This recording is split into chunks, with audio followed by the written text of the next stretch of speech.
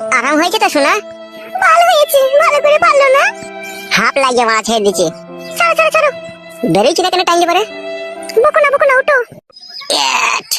মাল মাগাচোদা পুরুষ, নিজেটা হয়ে গেল আরাম হয়ে গেল। আর আমার দিকে এলো, আমার তো জ্বলছে, জ্বালা হচ্ছে। জ্বালা হচ্ছে?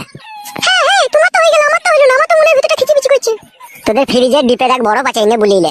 আর কোনদিন দেখো তোমাকে আমি কইতে দেব না, বলে দিলাম আমি। বেলে আরেকবার শো তাইলে।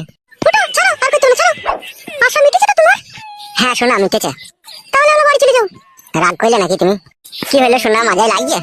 না, আমার যদি পেটে বাড়িতে চলে আসে তখন কি হবে আমার তাইলে? কিচ্ছু হবে না, আমি আছি তো। বিয়ে কবে করবে তুমি আমাকে? অত চিন্তা করছো কেন? 2 মাসের ছেলে আসুক না পেটে। দিয়ে তারপর বিয়ে করবে নাকি তুমি আমাকে? হ্যাঁ, তারপরে বিয়ে করব।